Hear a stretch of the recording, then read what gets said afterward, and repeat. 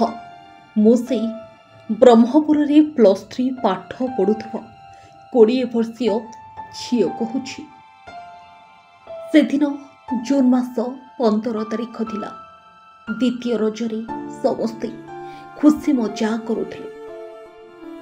मु भी भाभी गोपालपुर समुद्र कूल को जीवे किछि समय सेठारे बितेबी, किंतु मो सह एमिति किछि घटी जीवो से राक्षस मने मोर एमिति सब किछि नष्ट करि देबे ताहा मु केबे स्वप्न रे सुधा भाबी नथिले। सतरे कोन मु मो जीवनटे जो टिके खुशीर समय टिकक बितेइबाकू चाहिथिले कोन भूल चाहिथिले, नहले मो सह काहेकि एते बड़ घटना घटीगला जेउथि पई आज मु निजे रास्तारे मुंड टेकी बाट चली पारुनी। राति 8:30 बाजी थिला। मु आ मो बंधु बेलाभूमिर बाली उपरे बसी नीरव रे कथा हेउथलु।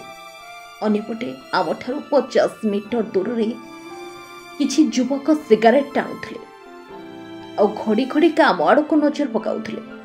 मते टिके डर मध्य लागुथला, किंतु मो बंधु मो पाखरे थिले सेथिपाई मनरे भय कम थिला।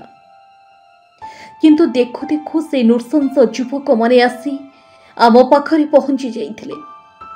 आ मु किछि कहि भागरो सेमाने प्रथमे मो बंधु को धरी पकाइथिले आ मो ठारू दूरेई नै जाइथिले। देखु देखु किछि युवक मते धरी नैथिले।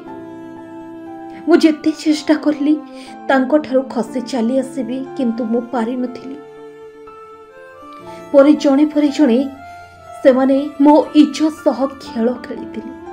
मु सेमिति जंत्रणा रे छटपट हेउथाय। मो बंधु मते सेमानको ठारू बंचेबा पई अनेक चेष्टा करूथांती, किंतु से भी पारि नथिले। परे से जैन पिपासु मो चरित्र को जणे परे जणे हुई सहार करिबारे लागिथिले आ मते मो बंधु को धमक दे छाड़ी देथिले। मु गोपालपुर थाना रे अभियोग कली आ सेमानको पुलिस गिरफ करिछि। मु चाहूछि मो सह जहा किछि घटी जाइछि एमिति आउ का सह न घटू, आउ से नृशंस को कठोर कठोर दंडरे दंडित करा जाऊ। दर्शक बंधु ए कथा होची सेई कॉलेज पढ़ुआ झीर जे निज बंधु सहित रज मनैबाकू जाई से नृशंस मानक द्वारा शिकार हो जाइतिला। ये होची गंजाम जिला गोपालपुर बेलाभूमि घटिथिबा से लोमहर्षणकारी घटना, जोथिपाई आज पूरा राज्य नुहे पूरा दुनिया आज छी छी करुची। एमिति लज्जाजनक घटना घटई सारिबा परे बेस खुशी रे चली जाइथिले से नृशंस माने। अभियोग परे जनक परे जणे 10 जन नृशंस को पुलिस गिरफ करी कोर्ट चालाण करिछि।